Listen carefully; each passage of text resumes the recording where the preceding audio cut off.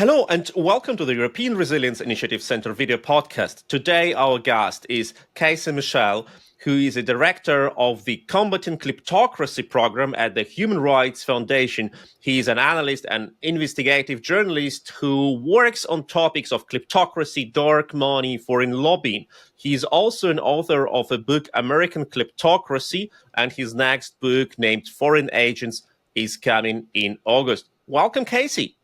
Thanks so much for having me, Sergej. Thank you so much that you found time for this conversation. The questions of foreign powers and foreign agents investing money in influence networks is something like what people always love to talk about, but mostly we don't have proofs for that. We can say, okay, this person works obviously in interest of some foreign state, but can we prove it? How much of details can we have in our hands to say, okay, foreign powers, hostile regimes work to get influence? Yeah, Sergej, that's an excellent question. In many ways, that's kind of the biggest question that we're still facing these days. How much do we actually know? How much has been proven? How much has been confirmed? And then at the end of the day, how much money is actually being spent on these networks by these foreign regimes, by these foreign powers? I can certainly say there is still plenty that we don't know, both in the United States of America as well as the broader West itself.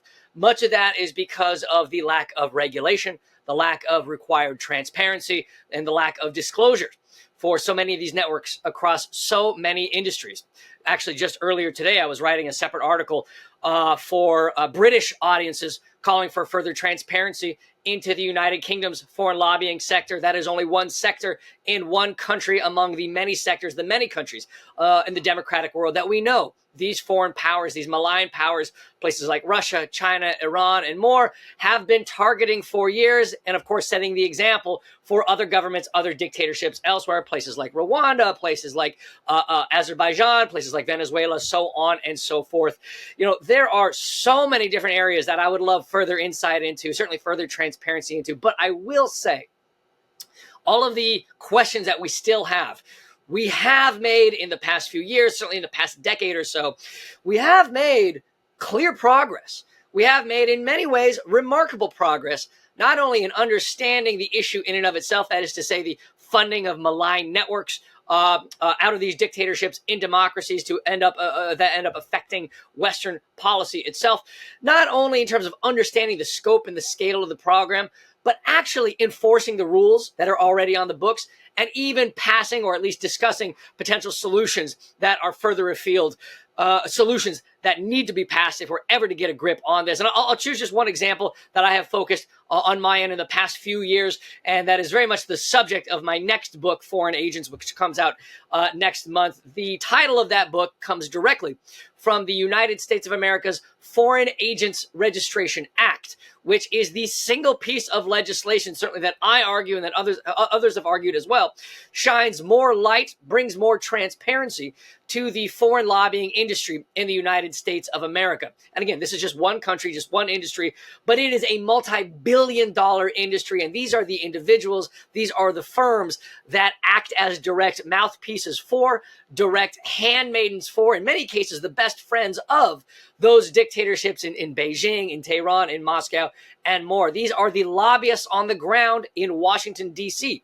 that are acting as mouthpieces for, as direct lobbyists on behalf of the most malign, the most kleptocratic networks around the world, targeting American policymakers, targeting American legislators to try to enact policy, whether it's in the sanctions space, whether it's in the broader trade or industrial space, whether it's simply in the kind of reputation laundering space that we have seen these dictatorships engage in. The Foreign Agents Registration Act has been an incredible boon for transparency. It requires these lobbyists to disclose what they are doing, who they are doing it for, how much they are making, and then at the end of the day, who they are actually meeting with in Washington.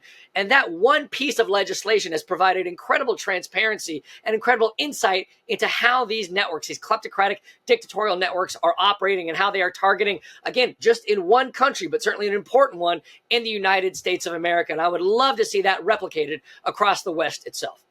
Wow, that sounds like a multi-billion-dollar industry. You have just used this word, and that sounds scary when we understand that such regimes like Tehran and Moscow, Beijing, spend that much money to influence our policy. How much of danger it brings with such activities. And before we go deeper into this conversation, don't forget to like, to share, to subscribe to this channel so you will not miss interviews like this. And we are talking to Casey Michel, who is an expert in analyzing foreign money being sent to our nations with a goal to influence our politicians. But Casey, when we talk about this industry, as you said, multi-billion dollars industry, who are the main players, and what is the main way of getting this influence? Like, how does it look like? Like, does some dork minded foreign agent from KGB comes to you and say, listen, Casey, I want something to do for me. Here is like a bunch of dollars, and you will do that and that for me. It does look like that. I'm pretty sure it does look like an old Hollywood KGB movie. It does. It absolutely does. It's in some ways, the truth is very much stranger than fiction in some of these. And I will say, Sergey, for disclosure's sake, I've never had a KGB analyst or agent come to me and sit me down and say, hey, we would like to offer you this much money for you to act as a lobbyist. But I will say, and some of this is detailed in the book, I had foreign lobbyists from a range of other countries, most especially places like Azerbaijan, sit me down as a journalist, again, my previous work as a journalist, and say, we would love to fly you over to this country, in this case, Azerbaijan. We'll pay for everything possible. You can meet all of our policymakers so long as you don't write anything negative about our country or about our regime. Unfortunately, I did not take them up on that offer. And unsurprisingly, some of those individuals were recently charged as acting as undisclosed foreign agents, foreign lobbyists. But that is a story for the book, and maybe a story but for... that is like, if I may interrupt you here, that is what is usually called excess journalism. It is not what is illegal strictly. Like a government PR agency may invite you for a tour. They say, okay, we don't influence what you write. We just bring you to some people, influential people in ministries, in big companies. You may ask them questions. But the moment you start to do it, you know already there are maybe some questions you don't better ask. And maybe in this article, it should be a bit positive, so you don't miss the next opportunity to fly business class or first class, to sleep in 5-star hotel. So that is how it gets bad. And then, of course, the question, if you declare this as your income for your income declaration, but that's not on their side, it's on your side. No, you're absolutely right, Sergey. And this crosses so many different paths. And I should say, at the end of the day, it's not only foreign governments that engage in these kind of schemes, these kind of programs, these kind of networks. Many of this, certainly, again, on the American side of things, originated because of domestic clients, domestic networks, businessmen, other organizations creating these lobbying networks that then in the last 20 or 30 years or so have been taken full advantage of by foreign powers, and especially malign powers. But to get back to your initial question, who are some of the biggest players in this space? We've already talked about a few of them. Certainly China is the biggest player right now. It certainly has been over the past few years. But Russia continues to be a prominent player in this space, even after everything over the past two and a half years with the expanded invasion in Ukraine. Certainly in the mid to late 2010s in the United States and elsewhere, Russia was probably the primary player in these networks, both in terms of the Kremlin's activities, as well as the kind of oligarchic networks that we know are simply proxies on behalf of the Kremlin itself. And again, we're talking about hundreds of millions, if not billions of dollars for each of these nations, finding year in and year out willing accomplices, willing allies, and willing lobbyists operating in Washington or London or Brussels or Ottawa or Canberra, or you name the country around the West. Those law firms, those public relations firms, those consultancies that are more than happy to do the bidding of these malign regimes, of these kleptocratic dictatorships themselves. I will say the book also goes into further detail, not just on the PR shops or the law firms, some of which we know about, again, in the United States example, because of things like the Foreign Agents Registration Act. But unfortunately, increasingly, certainly in Washington as well as elsewhere, places like think tanks, even places like universities, which have opened their doors in recent years to tens, in some cases hundreds of millions of dollars from specific regimes and, of course, specific oligarchic figures linked to those regimes themselves. Again, the book goes into further detail about the American think tanks that have opened their doors to malign networks, to kleptocratic regimes in places like the United Arab Emirates, places like Saudi Arabia, again, places like Azerbaijan, places like China, places like Kazakhstan, so on and so forth. And there is less disclosure requirements. There are fewer disclosure requirements for those think tanks as well as for the universities involved than there are in the PR shops and the law firms. So unfortunately, we have seen those increasingly popular as destinations for reputation laundering, for access to policymakers, because again, they're very much involved in policymaking circles in Washington, in London, and elsewhere without even the bare bones, the very basic lobbying requirements or disclosure requirements that traditional lobbyists have to have. So that's certainly been a growth area that we have seen in the past few years. But that seems to be a problem when what you need to do is just to register in that register, but many people don't look into that and they don't even know. So even if you fulfill all the regulations, all the requirements, you need to do, you open your money sources, you openly say about them. Most people don't read it, and after all, it's not illegal to work as a PR agency or as a law firm in interest of another country or state-owned company, like law firm working for Gazprom before Gazprom was sanctioned. Why not? Like, it's not the shiniest client, but it's not forbidden to work in interest of Gazprom before it was sanctioned.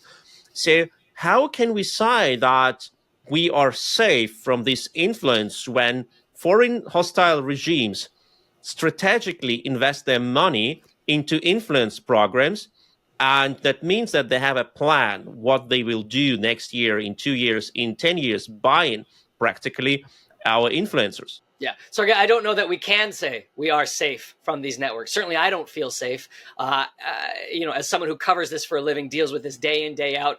And Sergej, of course, you and your colleagues also dealing with this day in and day out and tracking these networks, how they operate and who they are effectively buying at the end of the day. Because again, these are regimes, these are networks that have billions of dollars at their disposal. And what they have found over the past decade, over the past few decades, is that there are Westerners across democratic countries that are more than happy to say, thank you for this funding. We will be more than happy to represent you either in the court of public opinion or lobby on your behalf in the actual halls of power itself. I think the phrase that comes to mind, and I don't recall who said this, but is that the scandal is not what is illegal, what is a crime. The scandal is what is legal, because what you and I are talking about, again, is perfectly permissible when it comes to the lobbyists on the American side of things. They can sign up any regime, any entity that they would like, so long as those entities are not under specific sanctions. All they have to do, again, is disclose what they are doing, who they are doing on behalf of, and how much money they are making. At the end of the day, there is nothing stopping them from signing up to represent, whether it is the Kremlin, whether it is CCP officials in Beijing, or even as it pertains to sanctioned entities. There's nothing to stop them from signing up a holding company or a shell company that is simply a cutout for that sanctioned regime at the end of the day. It is and again, we're talking about billions of dollars now, at least that we know about. It has grown so quickly and at such scale that, of course, certainly, I do not feel safe from these malign networks, because they have been allowed to operate and been allowed to grow and swell as much as they have in recent years. And that is exactly what I wanted to ask you, as you mentioned these holding companies and shell companies and oligarchs who practically work as tools for their hostile regimes.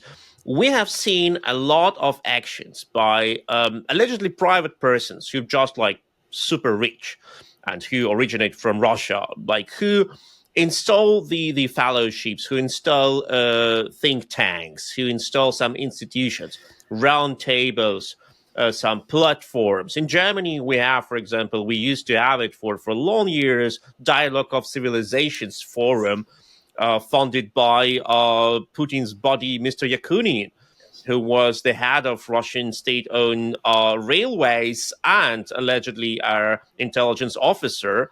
And he just invited German politicians for roundtables, for discussing some things, finding a common ground, dialogue. But when you come regularly to such meetings, you get on board of a certain political agenda. And my question is, when we look into activity of oligarchs, how does it look like in the US and in other countries? And I can imagine that even purchasing real estate and organizing some extravaganza parties for kids of influential people can also be a way to influence the policy of a certain country. The unfortunate answer, Sergej, to your question is how does it look from the United States is the exact same as it looks from Berlin or as it looks from London or elsewhere across the West. It's funny that you mentioned Vladimir Yakunin and his Dialogue of Civilizations Research Institute. I had the opportunity a few years ago to work on a journalistic story pertaining to the Americans that were involved in his Dialogue of Civilizations think tank. Many of them were academics. Many of them were not necessarily pro-Russian or pro-Putin figures themselves, but were instead interested in exploring exactly as Yakunin framed it, this kind of dialogue. It's a platform for conversation because at the end of the day, who could be opposed to dialogue? Who could be opposed to simply talking about or talking with these figures? Maybe you don't agree on anything, but don't you need to talk at the end of the day? Many of them were simply naive fools that didn't realize what kind of, again, malign nature that think tank actually had, to say nothing of the actual origination of the funding and the role that Yakunin played in the Kremlin's regime. And I'm also brought to mind, I also remember that even as recently as 2022, another notorious Russian oligarch, Vladimir Potanin, who was, at last check, the wealthiest Russian oligarch, one of the key figures in the rise of the oligarchic class in the 1990s and in the 2000s, and very close to President Putin himself. He had a seat on the board of trustees of the Washington-based Council on Foreign Relations, which is, again, one of the most, if not the most prestigious think tanks in the United States of America. And he had a seat on the board for years, well after 2014, well after the invasion, the initial invasion of Ukraine itself. And it wasn't until 2022 that he finally stepped down from the Council on Foreign Relations. So again, I think that illustrates the kind of inroads that these oligarchic figures, especially out of Russia, had been able to make in recent years. And of course, it's not limited to Russia itself. Any, if not all of these other dictatorial regimes have that kind of oligarchic class underneath them. Maybe they are not necessarily or technically officials in the regime, but they still act as cutouts for, as proxies for those regimes. And again, we see this especially in places like China, places like Azerbaijan, places like Kazakhstan, places I've already named beyond just Russia, where gullible or perhaps even perfectly aware Western officials do not realize or maybe kind of look the other way about the role these partners, these oligarchic partners, are playing as foot soldiers for the regimes themselves. And of course, at the end of the day, they are willing to spend so much money on behalf of those home regimes to expand those networks, expand that influence, and in so doing, entrench the regimes back home that much further. And in Germany, there is this discussion like you cannot sanction children or family members of sanctioned people. And that is understandable. Of course, you may not just like sanction the whole family. But if you look at the ways how this influence is being transformed into real actions, you see that like some oligarch who owes a significant amount of wealth only because of his loyalty to Putin. He has his children who he sends like to prestigious universities. And these children who have all this money because of their father's loyalty to Putin, they create networks of their friends. And who are their friends? They are sons and daughters of ministers, of business people, of politicians, of influential people from the arts, from science. And they have parties. They can tell, okay, like let's go to Moscow. Like my father will pay like for your trips. We'll have a great party there. They come back saying, okay, I've been to Moscow. I've talked like to all the kids of Russian ministers. They're all great people. They speak English. They are friendly. There is nothing bad in Moscow. That is how this influence is growing. But my question to you is, have we seen any case of such activities being prosecuted by the Western by the Western law enforcement agencies? Sergey, not that I am familiar with. And again, much of this has also taken place in the United States. I remember just a few years ago, it was the daughter of Roman Abramovich, certainly one of the most notorious Russian oligarchs, purchasing significant real estate in New York City, which is where I am based, and making headlines. It's not as if this was necessarily secretive, but it was very clear what was attempting to take place, not only to make inroads in New York City, but again, to use these kind of second generations, use the children of these oligarchs as, again, further proxies for their parents, and then beyond that, on behalf of the regime itself. I am not familiar with any kind of prosecution. I'm not familiar with even any kind of investigation into the children of these figures, into the children of these oligarchs, even though we know, thanks to investigative journalists, thanks to social media postings, that these children are running havoc, running roughshod across the West, from Malibu to the south of France, from certainly to Vienna to right here in New York City.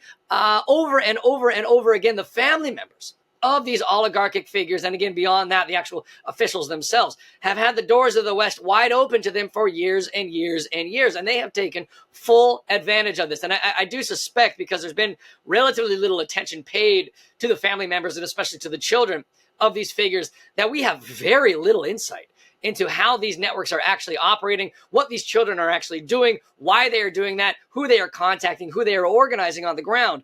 And look, of course, the sins of the father belong to the father alone, but we know that these family members have been taking full advantage of their parents, all too often their father's role in these regimes, most especially in Russia, but also elsewhere, to enjoy a lifestyle most of us will never know, but more concerningly, more worryingly, building up networks that few of us will ever have any insight into.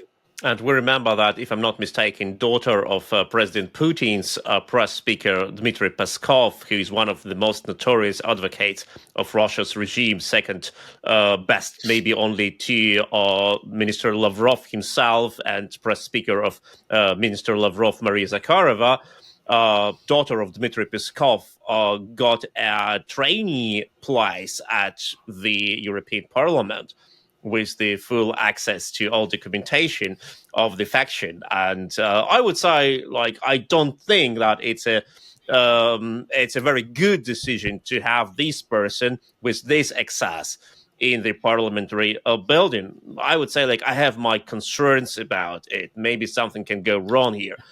But when we're talking about influence of malicious regimes, not only Russia, but also China, Iran, and other regimes, but also, I would say, in the European Union, Hungary is also not a saint actor, despite the member of NATO and of the European Union.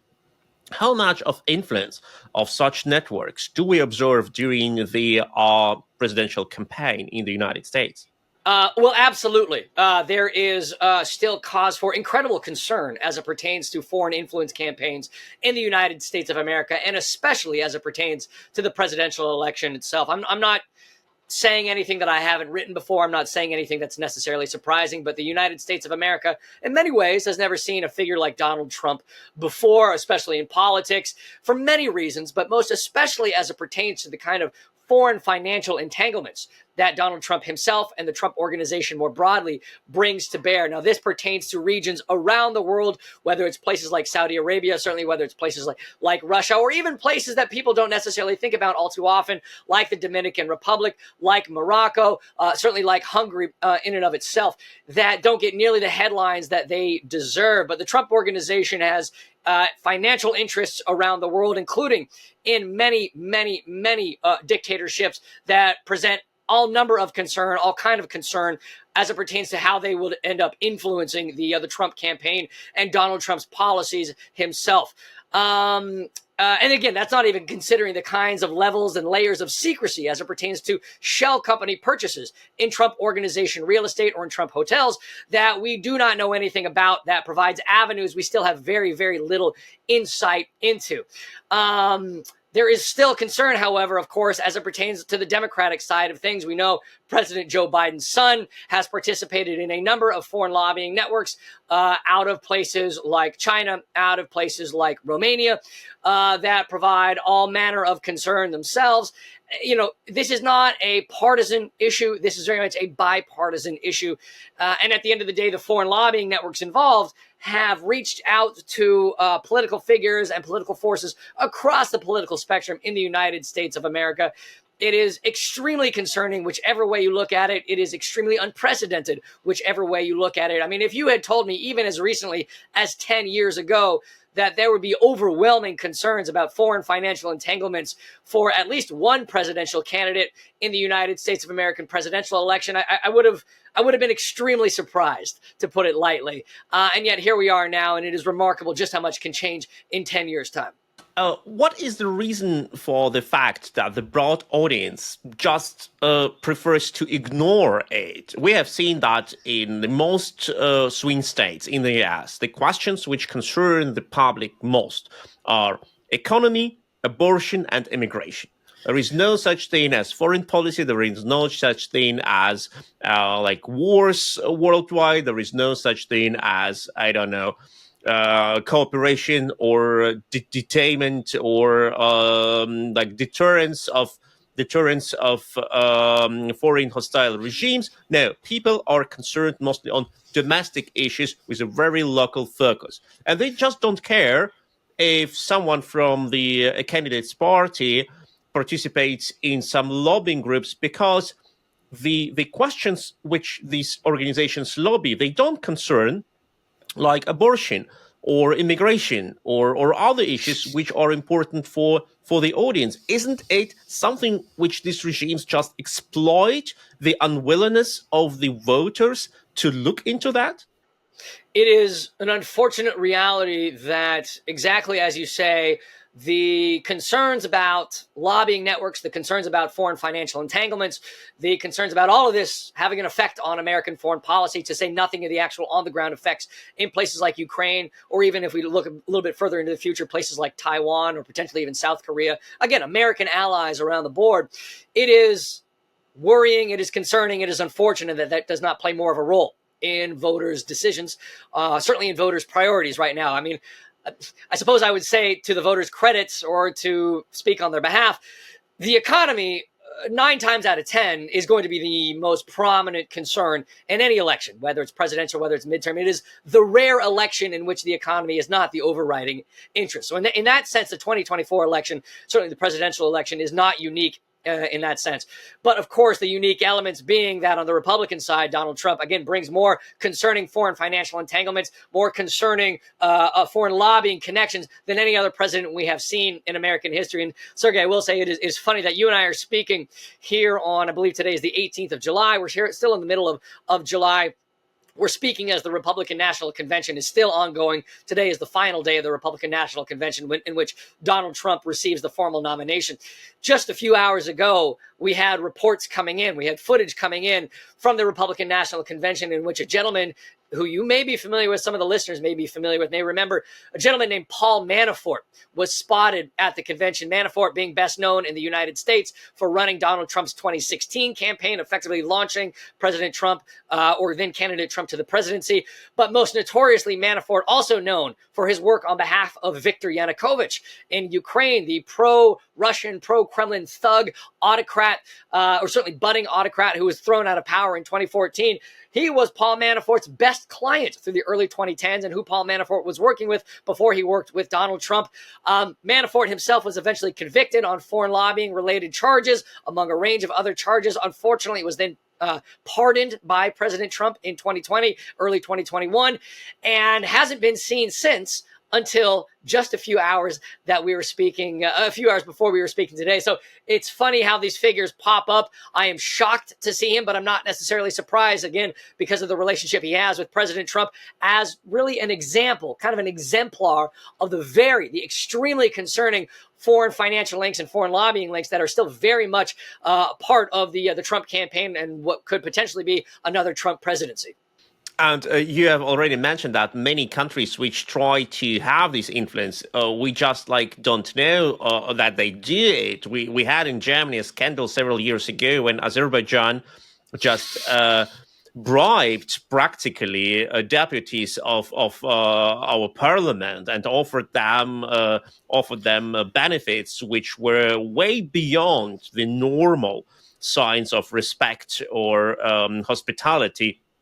And of course, we don't know like how it looks like with other nations which are not on the title pages of the media. But if we compare what is going on in the US with all these developed lobbying industry, if we compare it to Europe, if we compare it to the European Union, but also non-EU members, countries which are in Europe, like the United Kingdom, where Russian oligarchs used to buy real estate like crazy, even like sending their kids into the House of Lords in London.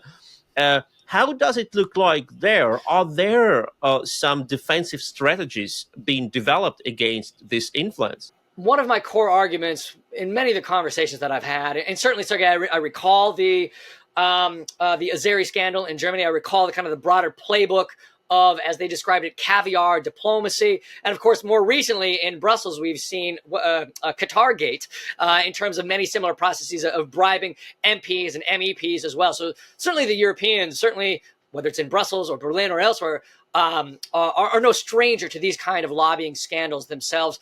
What I would say, what I would request is that the Europeans look at the United States of America and the kind of not only turmoil we have seen in terms of American domestic politics, but the success that foreign lobbying networks have had in accessing American policymakers. I would argue, I would recommend that the Europeans see that as a warning, as a case study in what can take place when policymakers are asleep at the wheel about the threats of unchecked foreign lobbying networks and of these kind of foreign financial entanglements writ large. And again, it's not just about figures like Donald Trump himself or the Trump organization or those in his orbit. You know, again, it's funny, Sergej, that you mentioned Azerbaijan. Just a few months ago, we saw the very first indictment of a sitting member of Congress acting as a foreign agent on behalf of a foreign regime. And it's not Russia, it's not China, it was Azerbaijan, in which a member of the House of Representatives was acting directly on their behalf. And actually, just a few days ago, we had the very first conviction of a member of the American Senate, one of the most powerful senators in the United States of America, Bob Menendez, out of the great state of New Jersey, convicted for conspiring to act as a foreign agent. And again, not on behalf of Russia or China, but on behalf of Egypt. We have seen the highest ranks of the American policymaking establishment, the American political establishment, targeted and affected by these foreign lobbying networks. And of course, yes, we do have the Foreign Agents Registration Act, and I would highly, highly, highly recommend that folks in Brussels finally pass a European equivalent. Again, I'm also recommending that folks in the United Kingdom pass a British equivalent of the Foreign Agents Registration Act, because that is the single best tool that we have in the United States of America to bring transparency. Unfortunately, up until very, very recently, it was on the books, but it was not enforced. So even though we had this wonderful tool, it was not enforced. And these foreign lobbying networks were allowed to proliferate and explode. And we have seen the kind of impact that has had on American foreign policy, as well as on American domestic policy. So look, I'm a proud American. I'm a patriotic American. I love this country very much, but I would highly, highly recommend looking at the American example as a warning of what can happen to a polity, to a country, when these foreign lobbying networks are allowed to proliferate the way that they have been. Oh, that is indeed like, I would say, an embarrassing situation being a senator of the most powerful state in the world, like one of, let me say, 200 most powerful people in the world, and being convicted for being bribed by Egypt, by a country which is not even like in the first like 30 or 50 countries of the world's economies, and totally dependent on the US support, by the way, in the military case, for example. But if you look in the future, what do you think will happen next? And you said already that in the US, this legislation was not enforced as it should have been enforced. So what was wrong there? What should be done? And what are the threats which are expecting us? Sure, that's an excellent question, Sergey. I will say about the senator who was recently convicted. He wasn't just a kind of a no-name senator. He was also the chairperson, the chairman of the Senate Foreign Relations Committee. So he was the most powerful senator in terms of crafting American foreign policy. And if you're a foreign regime and you want to target any official, any senator, he is the one to go to. And certainly the Egyptians succeeded. You know, the Foreign Agents Registration Act, which is, again, one of the primary themes of my forthcoming book, which comes out next month, it was enacted in the 1930s because of foreign lobbyists who were operating in the United States, working on behalf of Mussolini in Rome, working on behalf of the Soviets in Moscow, and working on behalf of the Nazi Party in Germany. And American legislators at the time realized there needed to be some transparency into this. Unfortunately, in the decades after that, American legislators forgot that lesson. And even though that policy was on the books, again, it was not enforced until the rise of a figure like Donald Trump, in which case American policymakers and investigators finally realized, well, maybe they should have been enforcing this all along, and it could have prevented the rise of maybe not Trump himself, but certainly some of the people in the Trump orbit, especially figures who I mentioned a moment ago, like Paul Manafort.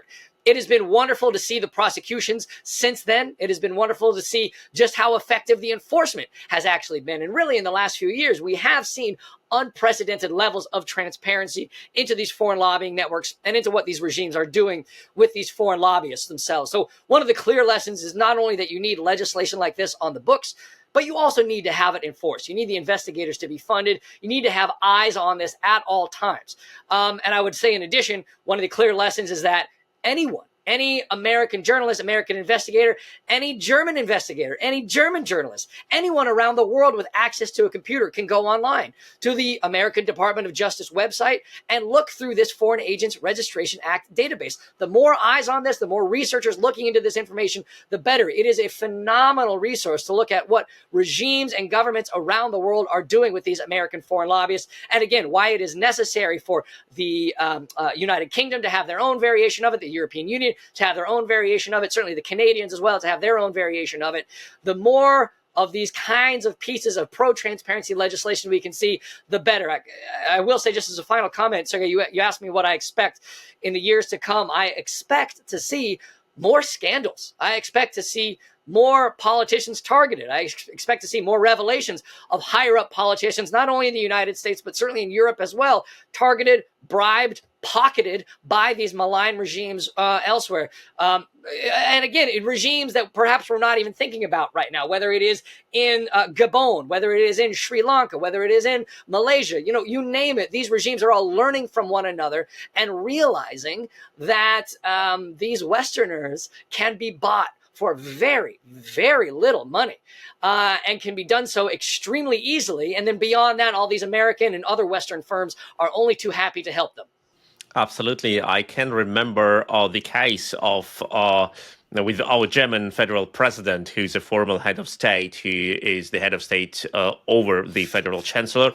And it was Christian Wolff who had to step back from his position because he has accepted a present of his friend in a value of 3,000 euro and has not declared it because he didn't have money to pay back the price of that present. And if you think about it, that back then he was a prime minister of a region of Lower Saxony, which is one of the biggest regions in Germany. And if you think that the prime minister of such a region, like an analog of governor of state of Texas or of California, if this person can have troubles because he cannot reject a present of 3,000 euro, which is slightly over 3,000 US dollars, and doesn't have money to pay it back to the state budget, then you are really in troubles, because that means that any foreign regime can just offer your politician some 10 grand a month and will own this person, because it's much more than this politician has on resources, and 10,000 grants a month is nothing for a KGB budget, FSB budget, for such regimes like China or Russia or Iran, which invest millions and millions of dollars into programs to subvert and undermine our democracy.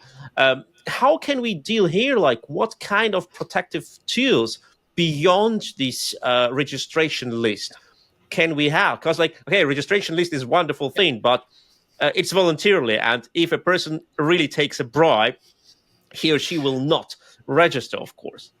Yes, no, you're absolutely right, Sergej. And look, there's a few comments I want to make. One, that's an excellent point in terms of not just national figures being targeted, but also these kind of sub-national figures. Of course, Germany, whether United States, Canada, these kind of federal states, these federal polities. Also, those municipal level figures being targeted. And it's funny. I'm speaking to you from New York City, and our mayor is currently under federal investigation for accepting funds for his most recent election campaign, not from constituents or not even from other Americans, but from figures connected to the Turkish government, which has raised new questions about his previous travel again to places like Azerbaijan and China. Again, that's just one example of many that you can point to.